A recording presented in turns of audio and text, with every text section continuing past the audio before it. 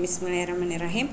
Assalamualaikum semuanya, April Sulistianingsih di sini. Di video kali ini aku mau sharing tentang soal UKOM dan SKB bidan kehamilan part 5 ya.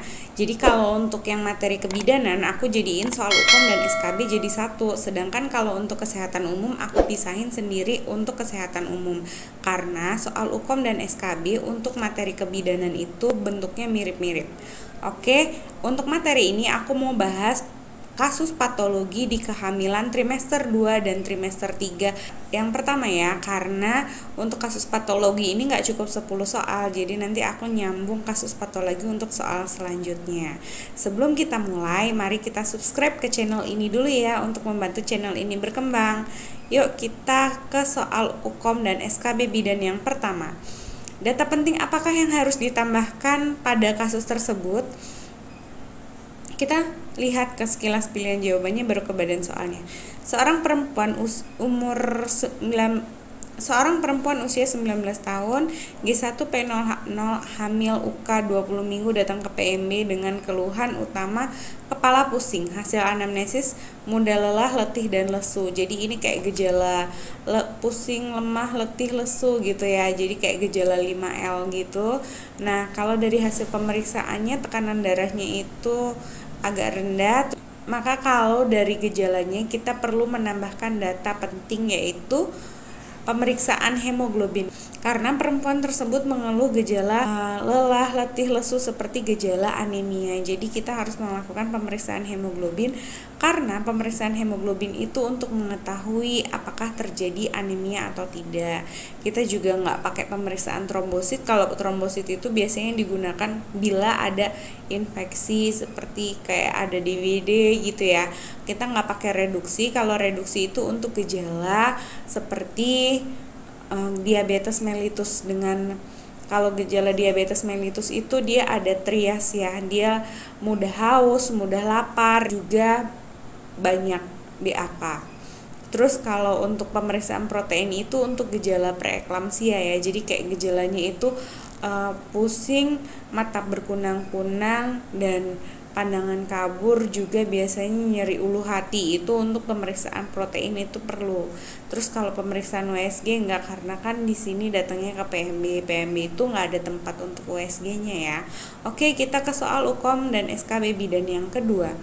Faktor penyebab apakah pada kasus tersebut? Nah, ini masih pada kasus yang tadi. Ini seorang perempuan umur 19 tahun mengeluh dengan pusing, mudah lelah, letih, lesu. Nah, faktor penyebabnya itu biasanya adalah karena kekurangan besi ya. Jadi karena faktor penyebab utama gangguan anemia pada ibu hamil itu adalah penyebabnya kekurangan zat besi, tapi bisa juga disebabkan oleh asam folat yang kurang, bisa juga disebabkan oleh vitamin B yang kurang, bisa juga disebabkan karena adanya infeksi gitu ya. Jadi emang anemia itu banyak penyebabnya, tapi penyebab utamanya itu adalah kekurangan zat besi. Kalau kekurangan protein dia biasanya bentuknya bengkak. Kalau kekurangan kalsium itu justru malah resiko preeklamsia. Terus kalau kekurangan energi itu nanti jadinya kek ya faktornya. KEK. Kalau kekurangan vitamin kita lihat dulu vitaminnya apa. Jadi jawabannya adalah kekurangan besi. Kita ke soal UKOM dan SKB bidan yang nomor 3. Masalah potensial apakah pada kasus tersebut? Kita lihat ke sekilas pilihan jawabannya baru ke badan soalnya. Ini masih soal yang tadi, ibunya mengeluh pusing, lelah, letih, lesu.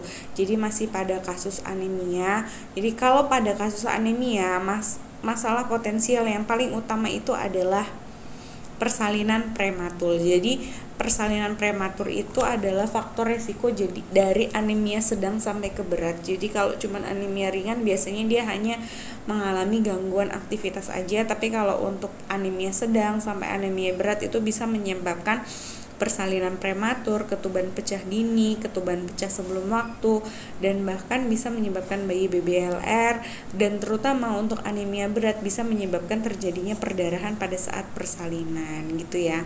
Nah, kalau seperti eklamsia dan preeklamsia ini gejala yang tadi ya, adanya pusing yang tidak hilang di bawah istirahat, terus udah itu nyeri ulu hati, pandangan kabur. Sedangkan kalau solusio plasenta biasanya karena jatuh gitu. Kalau plasenta previa itu gejalanya bukan seperti ini gitu ya. Oke, nanti kita bahas untuk plasenta previanya. Oke, kita ke soal UKOM dan SKB bidan yang nomor 4. Asuhan apakah yang paling tepat pada kasus tersebut? Nah, kita lihat sekilas pilihan jawabannya, baru kita ke badan soalnya. Nah, setelah kita lihat ke badan soalnya, ini masih soal yang tadi, ibu pusing, lelah, letih, lesu, maka yang paling tepat jawabannya adalah suplementasi besi 2 kali 60 mg sehari. Ini sesuai banget dengan pedoman pemberian tablet tambah darah pada ibu hamil anemia. Jadi untuk sumbernya teman-teman bisa lihat di buku pedoman pemberian tablet tambah darah yang tahun 2014 ya. Jadi jawabannya adalah suplementasi besi 2 kali 60 mg. Oke, kita ke soal UKOM dan SKB bidan yang nomor 5. Data penting apakah yang harus ditambahkan pada kasus tersebut? Kita sekilas pilihan jawabannya, baru kita ke badan soalnya. Seorang perempuan usia 28 tahun G2P1A0 hamil 32 minggu datang ke rumah sakit dengan keluhan utama mengeluarkan perdarahan bercak dari kemaluan. Hasil anamnesis, ibu mengatakan perutnya nggak ada nyeri. Ibu khawatir dengan bayinya. Setelah dilakukan pemeriksaan, ibu dan bayi dalam batas normal ya. Tapi ada kontraksi, lembek, terus perdarahannya merah segar. Jadi jawaban yang paling tepat itu adalah dengan melakukan pemeriksaan USG. Jadi kita perlu lihat, biasanya kalau adanya perdarahan merah segar dan tidak disertai rasa sakit, kemungkinan yang terjadi itu adalah kasus plasenta previa. Kita ke soal UKOM dan SKB bidan yang nomor 6. Diagnosis apakah yang paling mungkin pada kasus tersebut? Kita sekilas pilihan jawabannya, baru ke badan soalnya. Seorang perempuan umur 28 tahun G2P1A0 mengeluarkan perdarahan bercak. Ini masih kasus yang tadi ya. Diagnosis yang paling tepat tadi itu adalah plasenta previa. Kenapa plasenta previa? Karena ini adanya perdarahan di usia kehamilannya 32 minggu. Tidak ada nyeri gitu ya, perdarahannya segar, itu penyebabnya adalah plasenta previa. Kalau solusio plasenta ini dia ada nyeri dan terus kontraksinya tegang gitu ya.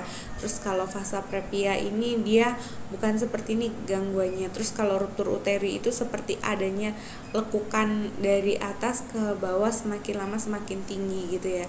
Kalau cervicitis itu ditandai dengan adanya demam. Kita lanjut ke soal UKOM dan SKB bidan yang nomor 7. Masalah potensial apakah yang paling mungkin pada kasus tersebut? Kita ke sekilas pilihan jawabannya, kita ke badan soalnya. Ini masih pada kasus yang tadi, kita masih ke badan soalnya. Nah, masalah potensial yang paling tepat itu adalah terjadinya anemia. Jadi karena adanya perdarahan bercak sepanjang kehamilan, berarti kan darah itu keluar terus menerus sehingga ibu akan mengalami anemia. Jadi kalau masalah potensialnya baru anemia ya. Kalau dia sudah perdarahan yang tidak terkendali, itu masalah potensialnya itu ada bisa kematian ibu dan kematian janin gitu ya. Kita ke soal UKOM dan SKB bidan yang nomor 8. Rencana asuhan apakah yang tepat pada kasus tersebut? Baru kita ke sekilas pilihan jawabannya, kita ke badan soalnya. Ini masih kasus yang tadi ya, dimana terjadinya plasenta previa. Nah, kalau sudah seperti ini, ada perdarahan segar, itu berarti ibunya disuruh bed rest total dulu gitu ya. Nanti setelah bed rest total, baru nanti bisa setelah perdarahannya terkendali, ibu bisa melakukan aktivitas selanjutnya gitu ya. Jadi selama tidak ada masalah di dalam kehamilannya. Tapi meskipun demikian, pada kasus plasenta previa ini masalah utama setelah diabetes total, meskipun tidak ada masalah yang paling krusial pada kasus ini, ibu itu tidak boleh bersalin normal. Jadi nanti kalau sudah ada kontraksi, gangguannya plasenta previa, maka asuhan yang paling tepat itu adalah dengan melakukan rujukan untuk dilakukan pemeriksaan dan operasi seksio sesaria gitu ya. Kita lanjut ke soal UKOM dan SKB bidan yang nomor 9. Data penting apakah yang harus ditambahkan pada kasus tersebut? Jadi seorang perempuan datang Seorang perempuan usia 27 tahun G2P1A0 hamil datang ke UGD rumah sakit dengan keluhan utama nyeri perut hebat. Ibu mengeluarkan darah kehitaman, riwayat jatuh dari kamar mandi semalam. Nah, kalau seperti ini DJJ tidak teratur, ada kontraksi keras dan perdarahan kehitaman. Data penting yang harus ditambahkan dalam kasus ini adalah pemeriksaan USG. Pemeriksaan USG untuk melihat bagaimana kondisi janin di dalam dan bagaimana plasentanya. Biasanya kalau sudah seperti ini kan gejala dari plasenta yang lepas ya sebelum waktunya. Nah, itu bisa menyebabkan nyeri perut yang hebat dan kontraksi yang keras, dan biasanya denyut jantungnya tidak teratur. Jadi, kita lakukan pemeriksaan USG. Kita ke soal SKB bidan. Kita ke soal UKOM dan SKB bidan yang nomor 10 ya. Pertanyaannya adalah diagnosis apakah yang paling mungkin pada kasus tersebut.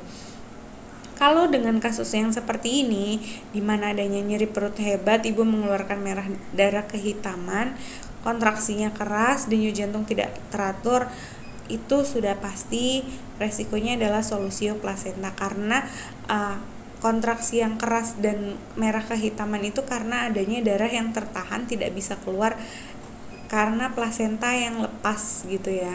Oke, itu aja dari saya, dan kalau misalkan ada yang kurang silahkan komen, dan saya tahu 10 soal ini belum cukup untuk kasus patologis.